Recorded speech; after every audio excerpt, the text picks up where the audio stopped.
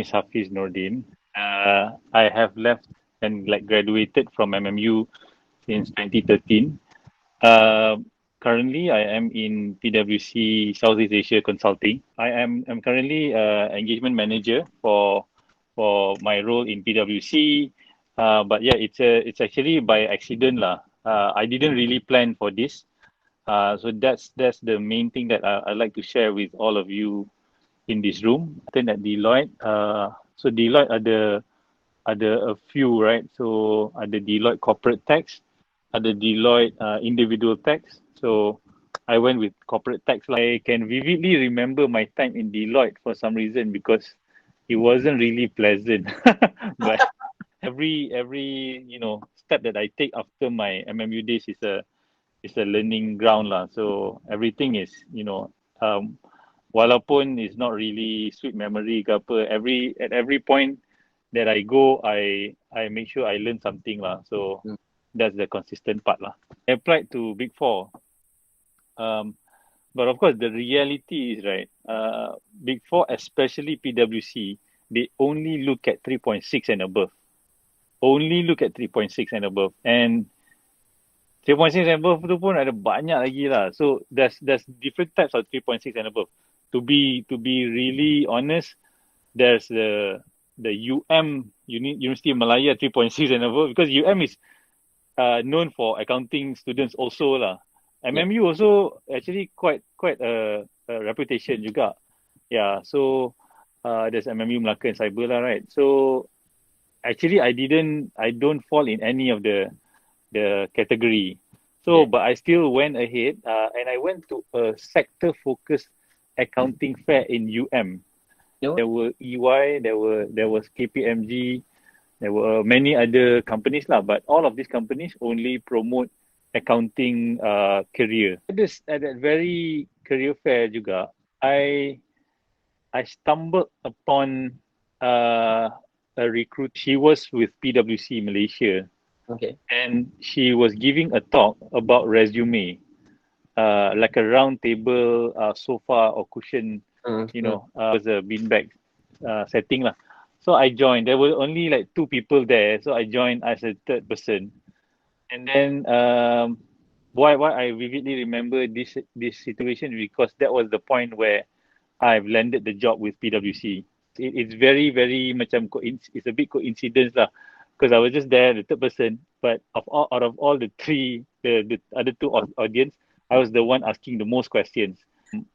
I told her straight up lah, that my CGPA isn't great, but I do have a lot of career inspirations and aspirations to work hard, and this is like my vision lah, right? Who I want to be, so on and so forth. And then I think she was interested with that conversation lah. So we spoke for about an hour, and then I shared my CV, and then she had a look at it. Dia kata, okay lah, you work at Deloitte, so there's still chance. And then she took back my CV, and we contacted through, I think WhatsApp was there already lah. So we contacted through email and WhatsApp. I think it was mainly email. And then I had to revamp my CV a bit. She said, look at this CV, try to follow it, highlight what is your strength and what makes you different than the rest. And my resume was very plain vanilla lah, same like other people punya resume back then. And then she shared with me a Brown University, like an Ivy League university punya template, very black and white, but very neat.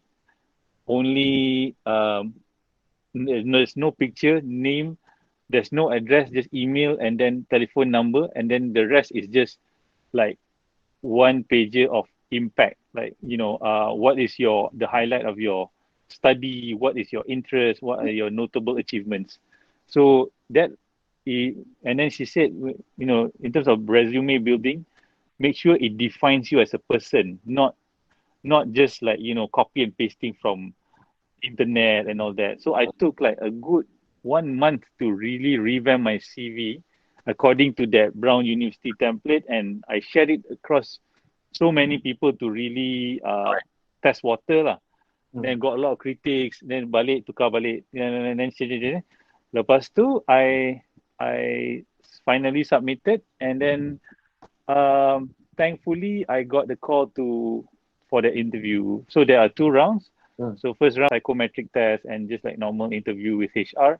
Second is I interviewed with the director, audit director. Okay. Really stop at HR. But my case is I had to interview with the director. I'm not sure why. Maybe because of my CGPA or something lah.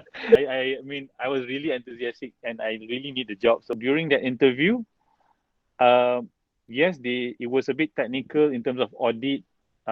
Also, there was a bit a question on IFRS. I can't remember which IFRS or MFRS back then. And I remember one of the people who advised me, just be honest if you don't know, right? So I think there were two questions on accounting standards. So one I could answer, but the other one I was I really didn't know the answer lah. So I was just being honest lah. Sorry sir, I don't know. Da, da, da. So it was okay. But what really got his attention was what I did on the side lah. So during my MMU years actually, I also did online business, selling cameras and selling. Actually, I basically sell anything under the sun lah to make extra income. So I think the prominent thing is that I set up a Facebook page and basically an online business platform. Then I was selling cameras from the United States, particularly, and then brought it here and then redistribute to people. So he was very interested to hear about the logistics, and I even traveled to USA and Netherlands for this. That really made him question more and more lah. But this was after the technical questions lah. Yeah, and I think having gone through several interviews already, the key takeaway is, I think for you guys out there, if you want to attend an interview, the one of the crucial thing is your attitude lah. Because be enthusiastic, always be hungry, and always want to strive to learn more lah. Because regardless from whatever background you come from, whether you're poor or rich, smart or not super smart, with good attitude, a lot of things can happen lah. A lot of good things can happen. Yeah. So Yeah, I did. I put that online business, tapi I put it in a very professional way lah. Not like you describe the business pun macam it's an online platform selling what, and then usually kalau you nak call this out, put some statistics lah. Like you garnered how many thousand likes and how much was your sale. Because the person reading it is also from a technical background or professional background, right? Yeah. Actually, even if you sell like all these, I don't know lah, drop ship stuff ke apa kan. Yeah, it doesn't sound so fancy like if you sell brownies ke apa to make a living, but what's the underlying message is how much sales do you make for that particular time? How much sales conversion? How much people that you pitch to about this idea, and how much basically profit that you make lah. Yeah. So that's the part that they want to hear lah kan. For PwC, dia bagi 9 months, first 9 months is IX, Industry Explorer. So you in a few industries to explore, and then after that you get to choose lah where you want to, whether is it financial services, banking kan, ataupun ni. I tried plantation, banking and energy, utilities, media. So and then I chose energy, utilities, media, and infocom lah, which is the likes of oil and gas. A lot of people question me, why do you choose that sector? Because that sector is known for very nasty client, very technical, and in a way very nasty boss juga lah kan. But I was in a mood where go big or go home lah.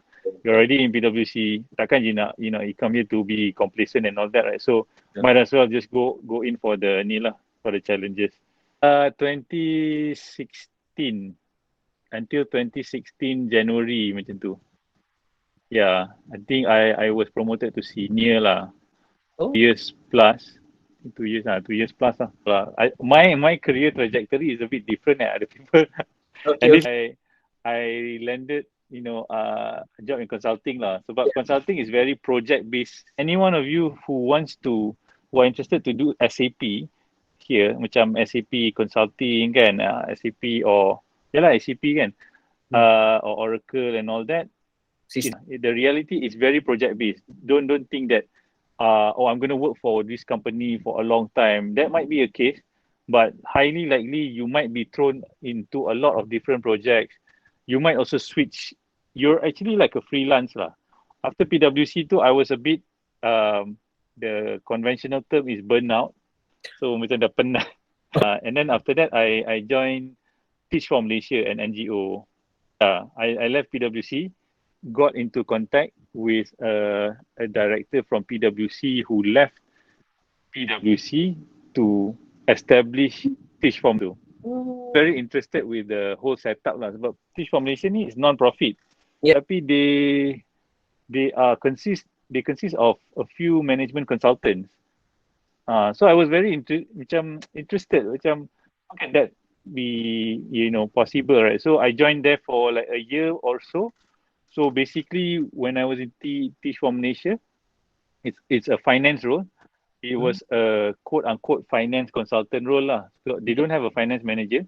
And after that, I got an offer, also through friends and acquaintance, to do sustainability strategy in an investment firm in Value Cap. So Value Cap ni is a company under PNB and Khazanah.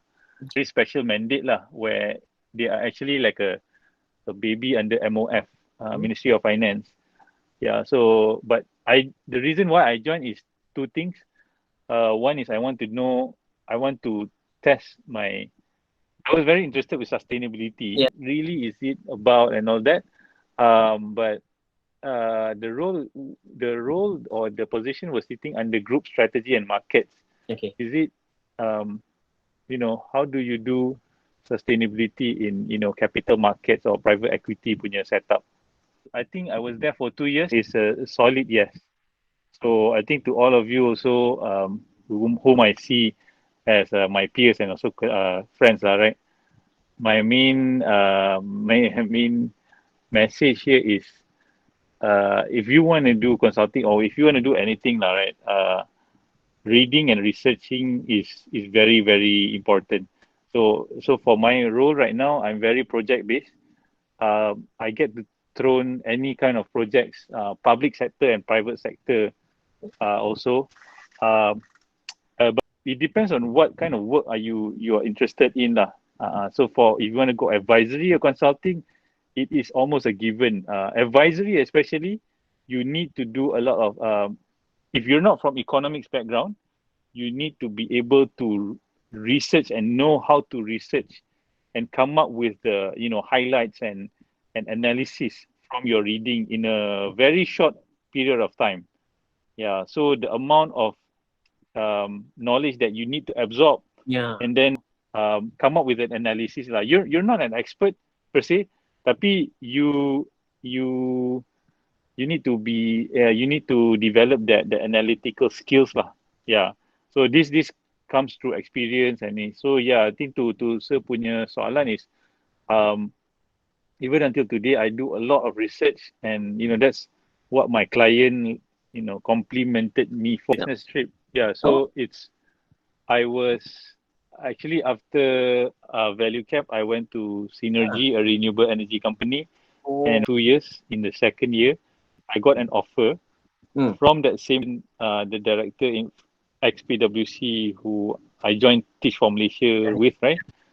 So Teach for Malaysia punya role tu is actually setting up finance service function, finance function, and then she reached out to me randomly and she asked, "Do you want to go to Riyadh to be an advisor for the Ministry of Health of Saudi?" It's a 2030 punya Kingdom Saudi Arabia punya transformation project. This is like a decade-long project sampai 2030. So 2019. So basically the blueprint is there. We need to train the civil servants. We need to train all levels from under Ministry of Health. So you need to look at a few things lah. So, but basically, when she reached out to me, I was obviously, I said yes because this is like a good opportunity, right? Yeah. So it's under an American consulting firm called Arthur D. Little. They flew me there. So and their base is in Dubai. Tapi mainly the clients are based in Riyadh and Mecca. And I was the only Malaysian other than my colleague tu yang the PwC director. She was there also, but only the two of us were Malaysians, like randomly there, and the rest are like Italian, Egyptian, Lebanese. No Malaysians there at all lah. And because they are all consultants from Dubai, right? Yeah. I was offered that role because of two things. One, my PwC background, and secondly, I've worked. I'm known for like a cowboy who likes to work with projects that transformation projects lah. I was there for the cash to accrual punya conversion, and then it was about, so I think totality I was there for 10 months, 10 to 11 months. They paid for everything. So from food to taxi to everything lah. I'm there as a finance expert. Of course, the name is very, that's what they call me as lah. So anything related to accounting and finance, they will look at me. So honestly, sir, I almost gave up on finance. Give up lah. Sebab any of you who aspire to work in audit firm, no, I have nothing against it. Really go for it because the training and the experience is very, very good lah and crucial. Tapi don't expect, it's going to be all rainbows lah. Be prepared and then be mentally prepared lah, and then, do the necessary lah and learn as much as you can along the way. Tapi honestly, and I think you have also heard, it's not going to be easy, but it will really leave an impact to your career progression lah. Either from that point on, you will decide, oh, I want to be a CFO ke, I want to be in consulting ke, I want to do my own business lah. Banyak macam-macam orang graduated from this auditing punya experience kan, yeah. But it's really a good training lah. And then to that point, sir, if you don't have that passion like to survive, right, especially in Saudi Arabia, imagine alone being the only Malaysian there and in a public sector. Everyone was Saudi. Everyone, my colleague was, I think, Italian, and then this guy ada yang Russian, ada yang Lebanese, semua. Macam-macam lah. Imagine you working with these people. Ada backstabbing, drama, tipu. If you do get to work in Big Four ke apa macam tu, your chances of going abroad or working in international institutions are also higher. This one, I'm not kidding lah. Some people say, tak juga. Actually, it's very true. But then, doesn't mean you have to go there lah, right? So it really depends on your passion, and if you like to do business, then just do that lah. Jangan dengar cakap orang sangat lah, right? Yeah. Alright. I came back to Malaysia in January 2020. Oh. And then my friend from PwC last time said PwC is looking for a sustainability punya consulting person, a manager lah, sustainability and operations under PwC Southeast Asia. So why is it PwC Southeast Asia? Is because PwC Malaysia focus on audit and tax and advisory. Tapi there's also another smaller arm which is called PwC Southeast Asia Consulting. They do management consulting. Macam work in the public sector and private sector, and then they look into strategic stuff lah, strategy, project management office, finance transformation. Tapi I joined sustainability and operations. So because I was from the industry or renewable energy industry for I think almost 2 years, so I do have some sustainability reporting punya background juga lah. But I must say that I struggled a bit lah, sebab to do consulting ni, you need to know a lot of like things very broad lah. You don't have to know deep, but you need to know broad. So my projects that I got within the span of like 5 months vary from government to GLCs to the UN punya project, macam-macam lah. So I macam, ni kan tak boleh handle je kan. So now I'm in finance transformation punya ni lah, which is what I used to do in Saudi also lah. I think the knowledge, so MMU is a very, I mean personally to me it's like dia memang not really government and not really ni macam private lah kan. So not knowledge, I think the classes and all that are of course exciting lah. Tapi I think in terms of like reputation also and preparing the graduates to I remember attending accounting seminars and accounting workshop macam symposiums kan. I think towards final year ada a few symposiums. That was very useful lah. And then when you are final year tu, the big questions that I had back then was, is it CPA or ACCA, you know, or is it ICEW or SEMA ke apa. So I think MMU had a lot of these symposiums lah, especially. So and then the lecturers pun said, you know, this subject that you're learning is part and parcel if you want to take ACCA punya tu.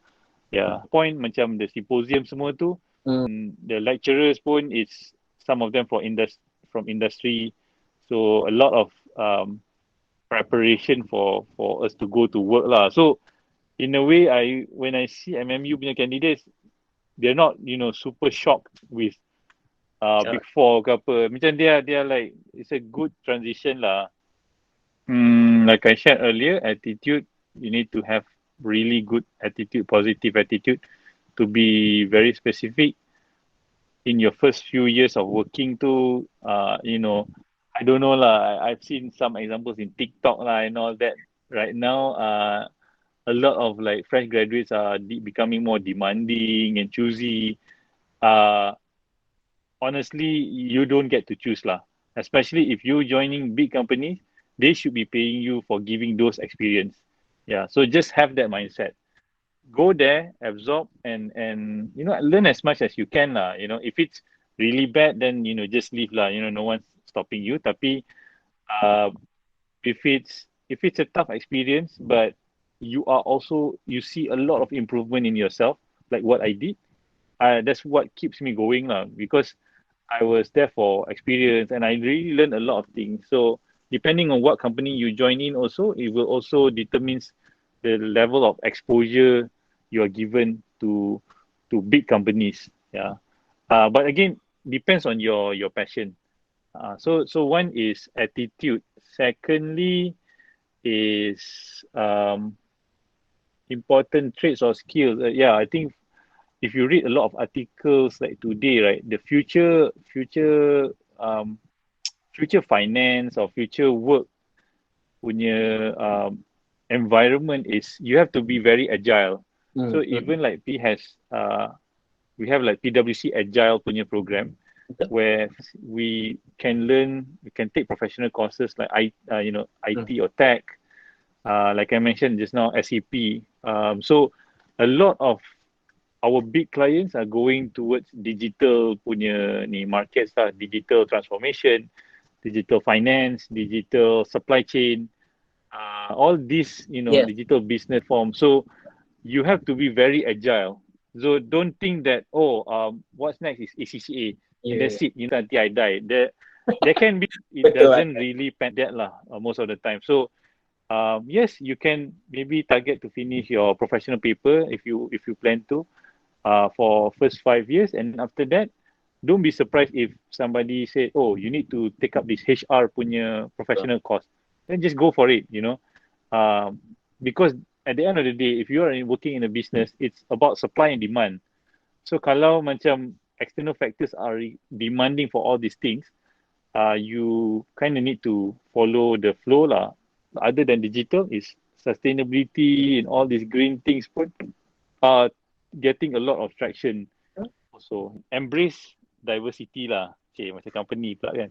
But wherever I go, you know, learning how to build relationship and building trust with people, it's not only important when you run a business, but it's important when you negotiate with clients also. Yeah, so when you know, having that good attitude too, it's very important throughout your career lah, because wherever you go, people will notice you. Just keep on doing good, and you know, building that trust lah. So because it does go a very long way lah. Yeah. Yeah.